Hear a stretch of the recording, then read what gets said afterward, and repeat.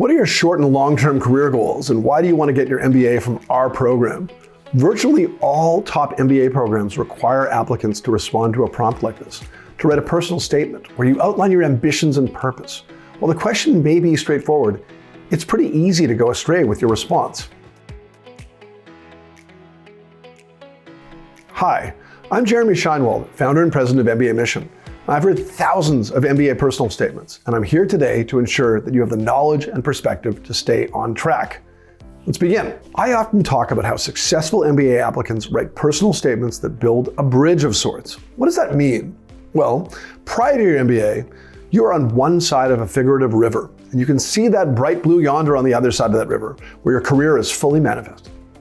But you're unlikely to get across that river without your MBA, and that specific program to which you're applying can provide the academic and professional bridge that you need to make it across to the other side. So there are three parts of every personal statement: context, where you are now; goals, the other side of the river; and the resources at your target program, the bridge. And I'll discuss each in this video. Okay, part one, context. You'll notice in my simplified sample prompt at the start of this video, what are your short and long-term career goals, and why do you want to get your MBA from our program? They don't really ask you for a career history. Now, if they don't ask for your professional narrative, then don't waste a ton of words providing yours. That said, almost all applicants will have to provide some context for where they are now, and how much context really depends on word count. Let's look at an example. If you've worked in product management, it would likely be absurd to just start a personal statement with, "My long-term goal is to become the president of a professional sports franchise."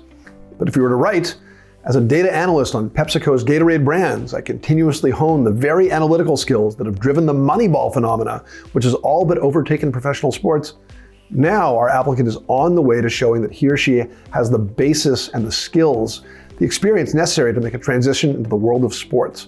Maybe not be the president immediately, but to commence a transition. In sum, you need to create a logical connection between your past and build towards your future. You're building the pillars that support that bridge. Now we're ready for part two, goals. When an admissions officer asks you to discuss your short-term goals, she isn't expecting you to share a never-before-imagined post-MBA position that will blow their minds. Instead, she's expecting you to share an ambition and a purpose, and to show that you've carefully considered your need for your MBA to achieve your goals. Let's look at an example. I was once a public affairs officer at an embassy.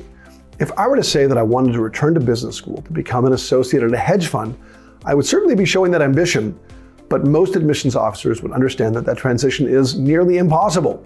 That hedge funds hire analytically oriented PhDs and experienced private equity types, not public affairs officers.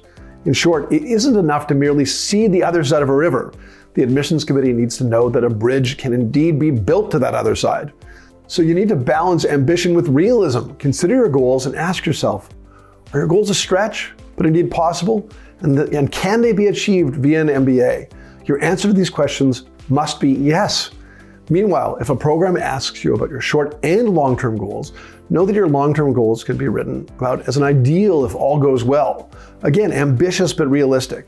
The prospective hedge fund associate can start his or her own fund in the long term, aspire to be a CIO of a pension fund, run for elected government.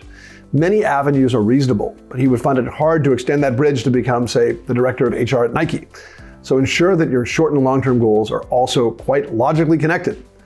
Finally, part three, why our school? This is often the hardest part for applicants to nail down, but it's critical to do so because the admissions officers want to know that applicants have really done their homework on their target program. In some ways, this section is a proxy for how serious you are about their program. So if you offer vague and generic language about the resources and how they will facilitate your goals, you'll show that you haven't done your homework and your bridge will quickly crumble. But if you can discuss your areas of development and then go into your target program's specific offerings in these areas, revealing a linkage between the two, then your bridge should be unshakable.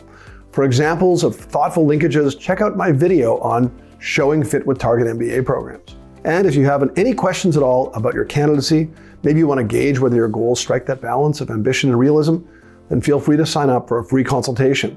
We will share a half hour of our time sharing those candid thoughts on any aspect of your MBA candidacy.